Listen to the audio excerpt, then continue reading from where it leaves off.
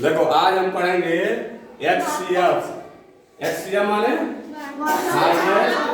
Highest common factor. Highest common factor या हिंदी में से कहेंगे महत्तम समापवर्ग। महत्तम समापवर्ग क्या कहेंगे? देखो महत्तम माने होता है सबसे बड़ा। महत्तम माने या हाईएस्ट, इंग्लिश में से क्या कहेंगे? हाईएस्ट। समापवर्तक का अर्थ है समान अपवर्तक, यानी जो हमको दिया गया है निकालने के लिए महत्तम, जैसे मान लो 2 और 4 दिया गया है तो 2 और 4 का गुणनखंड करेंगे। क्या करेंगे? देखो 2 का कैसे निकालेंगे? 2 एकम 2। अब इसके बाद तो आगे जाना नहीं क्योंकि 1 आ गया। फिर हम यहाँ 4 का निकालेंगे। 2 दूना 2 एकम 2। तो इसका गुणनखंड 2 हो गया और इसका हो गया 2 2 बार। तो यहाँ लिखोगे 2 बराबर 1 गुणे 2, 4 बराबर तो 1 गुणे 2 गुणे 2। अब जब कह रहा समापवर्तक का अर्थ है समान अपवर्तक, मानो किस किस पहाड़े में समान रूप से दोनों आएंगे। तो 2 के पहाड़े में 2 और 4 दोनों समान रूप से आ रहे हैं, तो एक तो है 2 भी इसमें आ रहा समान और यह 2 नहीं, इसका कोई जोड़ा नहीं है। तो हम लिखेंगे 1 गुणे 2। जो दोनों में आएगा उसी को हम लेंगे। 1 दुआई 2, तो इसका मौसा बराबर 2 या HCF बराबर 2।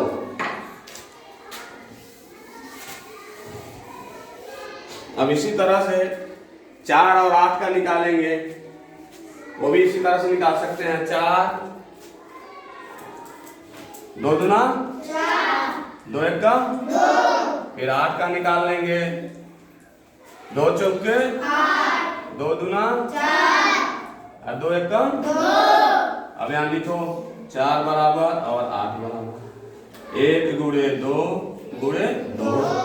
ये हो जाएगा 3 बार आया है, 3 बार कर देंगे। अब देखो इसमें कॉमन देखो 1 भी आया दोनों में, ये 2 भी आया, यह 2 भी, यह भी, ये नहीं आया। तो जो नहीं आएगा उसको हम नहीं लेंगे, जो आएगा उसी को 1 गुणे 2 गुणे 2। 1 दुआई 2 2 दूना 4। तो इसका मौसा क्या हो जाएगा? 4। अब इसको जो है हम 60 ट्रिक में भी लगा सकते हैं बिना इसको कुछ किए। चाहो तो सीधे तुम बता सकते हो कि मौसा क्या होगा इसका। जैसे 2 और 4 का हम कह दिए कि मौसा निकालो बिना कलम लगाए। तो सबसे पहले करते हैं कि दोनों का डिफरेंस निकालते हैं। 2 संख्या दी तो 2 में 3 संख्या देगी तो तीनों का डिफरेंस निकालेंगे।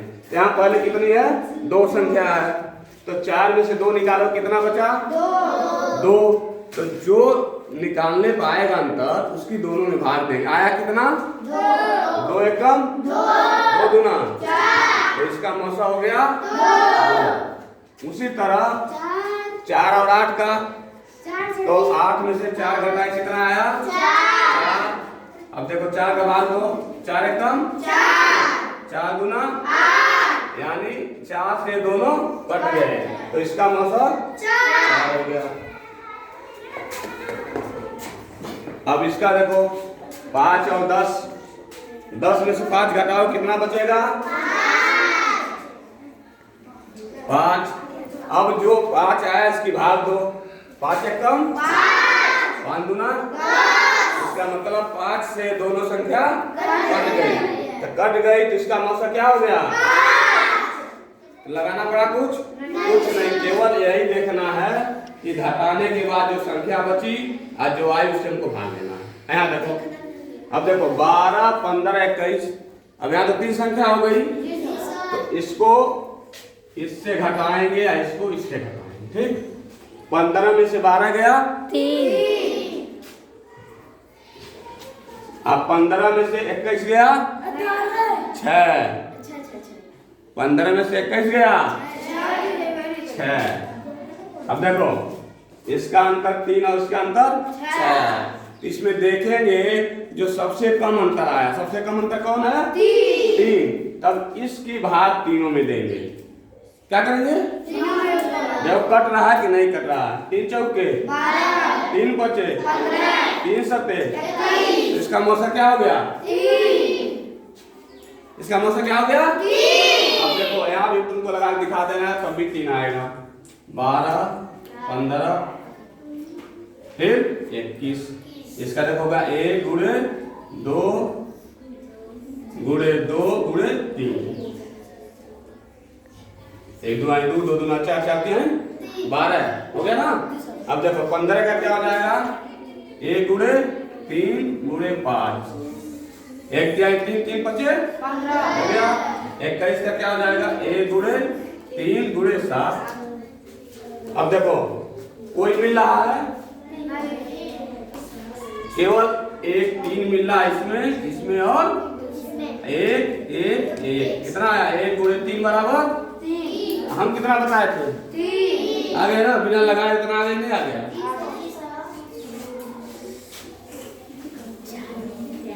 अब देखो इसके बाद ये है 7 11 19। क्या है?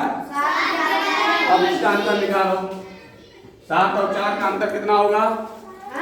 11 में से 7 घटाओ कितना आएगा? 4 आएगा। फिर 19 में से 11 घटाएंगे 8। इसमें सबसे छोटी संख्या 4 की भाग जाएगी नहीं।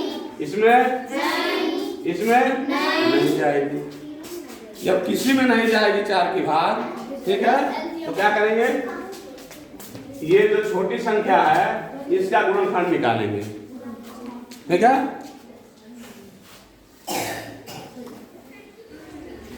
2 गुणे 2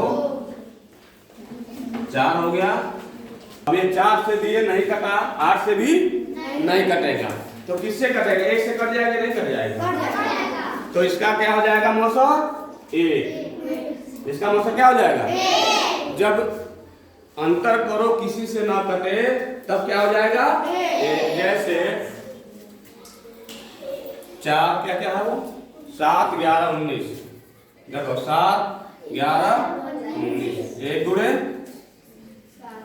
7, फिर 1 गुणे 11, फिर 1 गुणे 19। कामन केवल यही रहा है, कोई कामन है? क्या है? 1। उसी तरह जब इसमें अंतर किए हम, सबसे छोटी से भाग दिए तो भाग नहीं गई, 8 से भी भाग दिए तो नहीं जा रही है। इसका मतलब मौसा 1 होगा। अब देखो नीचे संख्या क्या? 50 70 85। ठीक है, 70 में से 50 गया 20, और 70 में से 85 गया, 85 में 70 गया 15। इन दोनों सबसे छोटी संख्या क्या है? 15 है। तो 15 की भाग देंगे कटेगा नहीं। 15 की भाग देंगे कटेगा नहीं। इसमें 15 की भाग देंगे कटेगा नहीं। 20 से भी नहीं कटेगा। तो क्या करेंगे? अब चूंकि यह अभाज्य संख्या है, क्या है? 15 किसी पहाड़ा में आता है? नहीं आता है। तो इसका गुणनखंड निकालो। तो 15 गुणनखंड क्या होगा? 3 गुणे 5, यही ना होगा? 15 गुणनखंड क्या होगा? 3 गुणे 5 या 5 गुणे 3 बराबर है। तो इसमें बड़ी संख्या जब गुणा छोटे में करेंगे, जब गुणनखंड निकालेंगे तो लिखेंगे 5 गुणे 3। अब इसमें तो सबसे बड़ी संख्या कौन है? इसमें जो गुणनखंड निकाले हैं कौन सबसे बड़ी संख्या? 5। अब 5 की भाग दो इसमें, 5 दाम है 5 एकम 5, 5 दूना 5 चौके 20, तो 14 आएगा, कट जाएगा, 14 पचे 70। फिर 5 से भाग दोगे 5 एकम 5, कितना बचेगा? 3, यहाँ 35 हो जाएगा, 5 सत्ते कट गया। तो किससे कटा? 5 से। तो इसका मौसा 5 हो गया। अब इसको लगा के देख लो, 50 70 85। 50 किसकी पहाड़ में आएगा? 5 और 10। और किस पहाड़ में आएगा? नहीं आएगा। तो 5 गुणे 10। 70 किस में आएगा? 14 पचे तो पहले करेंगे 2 गुणे 7 गुणे 5, 2 सत्ते 14, 14 पचे 70। ठीक, अब 85 किसके पहाड़ में आता है बताओ?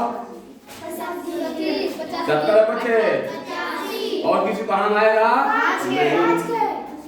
तो वही तो 70 पचे 85, 5 और 70 पहाड़ में, तो 5 गुणे 70। अब देखो कोई मिल रहा है, केवल 5 मिल रहा है, यहाँ भी और यहाँ भी, तीनों में 5 आया ना, और कहीं कुछ मिल रहा है, इसका मतलब क्या आया? 5। हम क्या बताए थे? आ गया ना? यानी इसको करने की जगह हम इतना आसान से कर देंगे तब भी हमारा मौसम आ जाएगा। समझ आ गया? अब हम दे रहे हैं लगाने के लिए।